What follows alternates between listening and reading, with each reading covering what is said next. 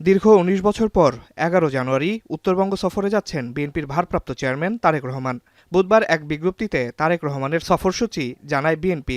তবে এই সফরের সঙ্গে নির্বাচনী সংযোগ নেই বলে বিজ্ঞপ্তিতে জানিয়েছে দলটি। তারা বলছে, এই সফর সামাজিক ও ধর্মীয় অনুষ্ঠানের অংশ। এতে আচরণবিধির লঙ্ঘন যেন না হয় সতর্ক থাকার নির্দেশনা দেওয়া হয়েছে। এদিকে বুধবারও গুলশান থানার নেতাকর্মীদের সাথে বৈঠক করেছেন তারেক রহমান। সকালে বিএনপির চেয়ারপারসনের রাজনৈতিক কার্যালয়ে প্রায় ২ ঘণ্টার বৈঠকে ঢাকা ১৭ আসনের সামাজিক নিরাপত্তা, পরিবেশের বিভিন্ন সমস্যাসহ নানা বিষয় নিয়ে আলোচনা হয়। পাশাপাশি ধানের শীষের পক্ষে গণজোয়ার সৃষ্টি করতে নেতাকর্মীদের দিক নির্দেশনা দেন তারেক রহমান।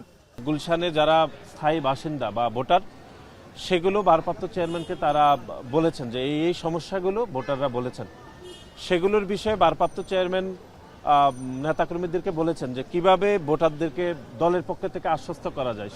এদিন সাবেক প্রধানমন্ত্রী বেগম খালেদা জিয়ার রুহের মাগফিরাত কামনায় জাতীয় প্রেস ক্লাবে দোয়া ও আলোচনা সভার আয়োজন করে জিয়া পরিষদ।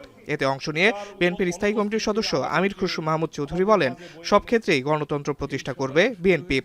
আমাদেরকে সোলজার হতে হবে অর্থনৈতিক উন্নয়নে, বাংলাদেশ গড়ার সৈন্য হয়ে যেতে হবে।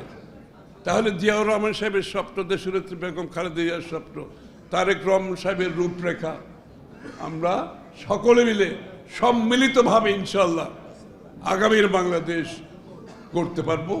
আলোচনা সভায় দলটির চেয়ারপারসনের উপদেষ্টা পরিষদের সদস্য অ্যাডভোকেট সৈয়দ মোয়াজ্জেম হোসেন আলাল বলেন, ৩১ দফা সংস্কার প্রস্তাবের উপর ভিত্তি করেই ত্রয়োদশ জাতীয় সংসদ নির্বাচনের ইশতেহার প্রণীত হবে।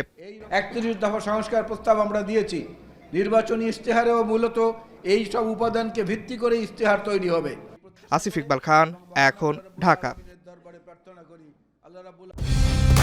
কালার এক্সপার্ট, জর্জ স্যাপ এবং মাইল্ড অন হ্যান্ডস টেকনোলজি সমৃদ্ধ অরিক্স ক্রিস্টাল ওয়াশ আপনার লন্ড্রি এক্সপার্ট।